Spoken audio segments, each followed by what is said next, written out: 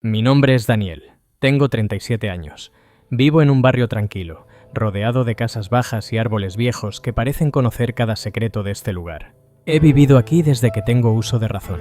Mis padres, mi hermana y yo llevábamos una vida sencilla, sin lujos, pero llena de momentos felices. Todo cambió una noche, la noche que marcó mi vida para siempre. Pero antes de contarte lo que pasó, quiero que sepas cómo empezó todo. Cuando tenía 15 años, ocurrió una tragedia. Llegué del colegio y encontré a varios coches de policía frente a mi casa. Había luces azules parpadeando, gente mirando desde las aceras y una cinta amarilla bloqueando la entrada. Corrí, sin entender qué pasaba. Un agente me detuvo, me miró con tristeza y me dijo que tenía que ir con ellos. No entendía nada. Me subieron a un coche y lo siguiente que recuerdo es estar en la estación de policía con una mujer intentando explicarme que alguien había entrado a mi casa y había matado a mi familia, a mi madre, a mi padre y a mi hermana pequeña, Sofía. No hubo testigos, no hubo pistas claras, solo una escena horrible, llena de dolor. Dijeron que fue un robo, que algo salió mal, que el asesino entró, buscó dinero o algo de valor y terminó con la vida de todos. Yo estaba en shock, no podía hablar. Me llevaron con una familia de acogida durante un tiempo. Pasé por terapia, pero nunca volví a ser el mismo. Con los años decidí volver al barrio. No podía vivir en esa casa, así que alquilé una pequeña vivienda justo enfrente. Quería estar cerca, pero no demasiado. Era mi forma de mantenerme conectado con mis padres, con Sofía. Miraba su casa desde mi ventana cada noche, recordando cómo solíamos jugar en el jardín, cómo mi madre regaba las plantas con una sonrisa, cómo papá leía el periódico en el porche. Fue entonces cuando lo conocí. El nuevo vecino. Su nombre era Elías, un hombre mayor, de unos 70 años. Vivía solo. Usaba bastón y siempre llevaba una boina gris. Se mudó al barrio unos meses después de mi regreso. Parecía amable. Me saludaba cada mañana con un «buenos días, muchacho» y una sonrisa cansada. Con el tiempo comenzamos a hablar. Me contaba historias de cuando era joven, de su trabajo como mecánico, de los viajes que había hecho con su esposa antes de que ella muriera. Se notaba que estaba solo, muy solo. A veces le ayudaba con las bolsas del supermercado, otras veces le cortaba el césped o le arreglaba cosas en casa. Era un hombre tranquilo. Siempre me decía «Gracias, hijo, eres un buen muchacho.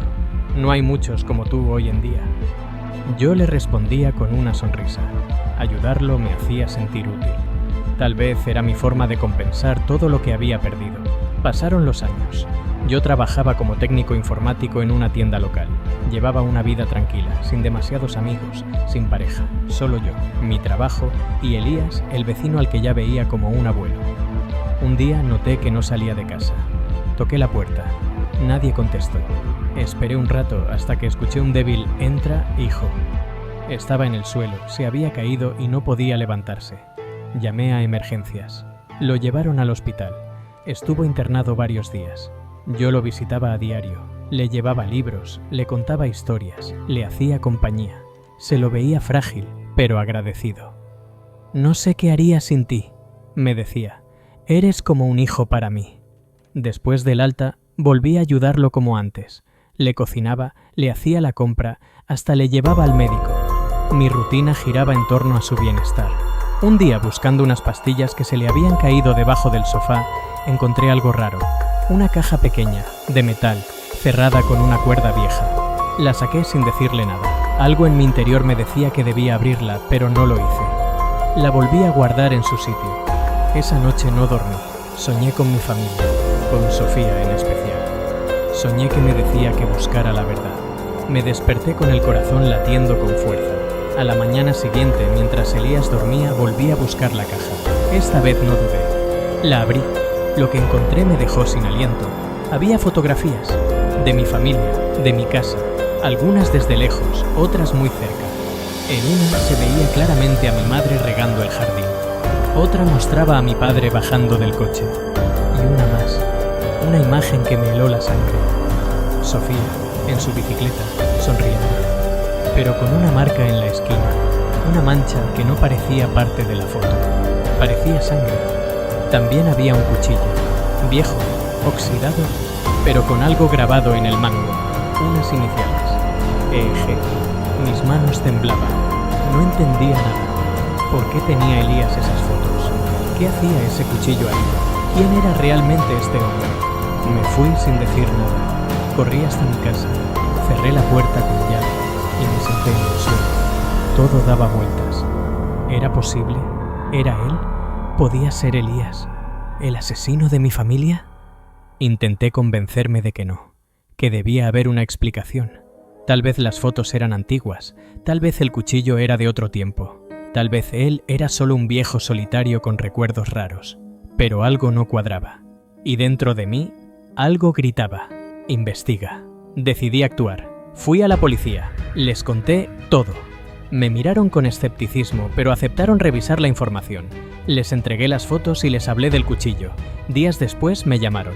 Me dijeron que habían encontrado huellas en el arma, que coincidían con una escena del crimen, de hace 22 años. Mi casa, mi familia, me quedé helado. Elías, el hombre al que cuidé, el que consideré casi como familia, había sido el monstruo que destruyó la mía. No supe qué decir. No supe qué sentir. Rabia, tristeza, traición, todo a la vez. La policía lo detuvo. No opuso resistencia. Solo dijo una frase antes de que se lo llevaran. Siempre supe que eras listo. Algún día lo descubrirías. Cuando vi cómo se lo llevaban esposado, no pude moverme. Me quedé de pie frente a su casa, mirando cómo Elías, mi vecino, el hombre al que cuidé durante años, desaparecía en un coche policial. El mismo hombre que había estado tan cerca de mí, que conocía mis costumbres, mis horarios, mis recuerdos, había sido el culpable del dolor más grande de mi vida. Durante días no pude hablar con nadie. Apagué el teléfono, cerré las cortinas, me encerré en casa como si el mundo se hubiese apagado. Me sentía usado, humillado. Había entregado mi confianza a un asesino.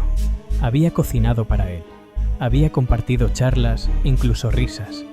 Y todo ese tiempo, él sabía quién era yo. Sabía que había matado a mi familia. La policía me contactó.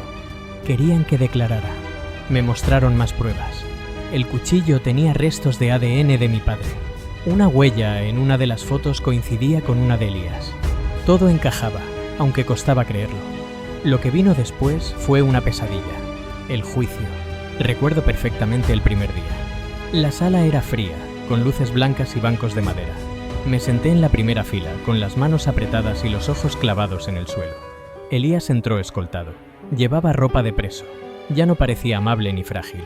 Me miró. No dijo nada, pero había algo en sus ojos. Algo oscuro. No era tristeza. Era vacío.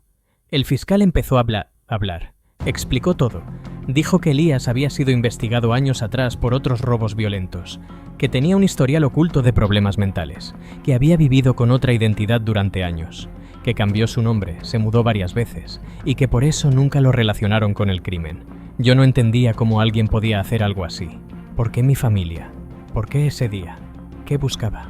La respuesta llegó cuando Elías, sorprendentemente, pidió hablar. El juez lo permitió. Se levantó, caminó lentamente hasta el estrado y dijo: «No lo hice por dinero, ni por odio. Lo hice porque me sentía invisible». La sala quedó en silencio. «Toda mi vida fui ignorado», continuó. «Nadie me veía, nadie me escuchaba. Hasta que un día pasé por esa casa. Vi a esa familia. Eran felices. Demasiado felices. Me dieron rabia». Hizo una pausa.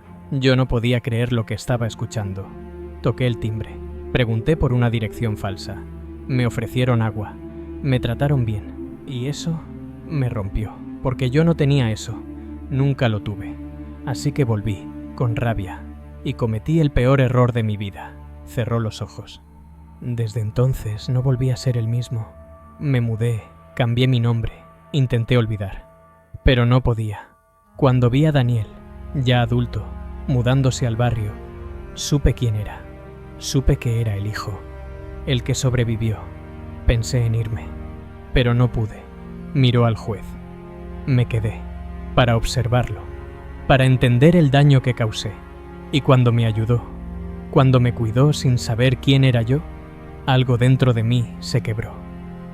Se sentó, no dijo más. La sala quedó muda.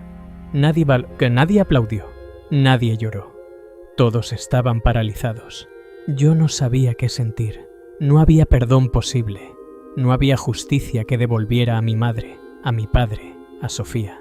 Pero en ese momento entendí algo. La maldad puede esconderse detrás de una sonrisa. Puede vivir en una casa normal. Puede tomarte del brazo mientras cruzas la calle. Elías fue condenado. Cadena perpetua. No mostró resistencia. No pidió perdón. Solo dijo: gracias por cuidarme, aunque no lo merecía. Los días siguientes fueron extraños. Algunos vecinos me hablaban como si yo fuera un héroe, otros con miedo, como si yo hubiese estado cerca de un monstruo sin saberlo. Pero yo no me sentía ni fuerte, ni especial. Me sentía vacío, como si me hubieran quitado todo otra vez. Volví a terapia. Necesitaba hablar. Necesitaba soltar todo lo que llevaba dentro. Y poco a poco fui encontrando algo que no esperaba. Paz. No perdón, paz. Una tarde decidí entrar a la antigua casa de mis padres. Estaba cerrada desde hacía años. Con la ayuda del ayuntamiento logré abrirla. El polvo lo cubría todo, pero los recuerdos seguían allí. Me senté en el suelo del salón, donde solíamos ver películas. Miré el rincón donde estaba el viejo sofá, el lugar donde Sofía se dormía cada domingo con su osito en los brazos. Lloré, por todo lo que no viví, por todo lo que me quitaron, pero también lloré por haber sobrevivido. Salí de allí con una decisión. Empecé a grabar, a contar mi historia. Quería que la gente supiera que el mal puede disfrazarse de bondad, que la venganza no siempre es gritar o golpear, a veces es sobrevivir y sanar. Mi historia llegó a muchos. Algunos lloraron, otros me escribieron. Me di cuenta de que no estaba solo, que había otros como yo, personas que habían confiado y fueron traicionadas. Hoy sigo viviendo en el mismo barrio, pero ya no con miedo. Aprendí que el pasado no se borra, pero sí se puede transformar. Y aunque jamás olvidaré lo que Elías hizo, tampoco olvidaré lo que hice yo. Cuidé del hombre que destruyó mi vida, no por debilidad, sino porque, sin saberlo, estaba demostrando que el mal no me había vencido.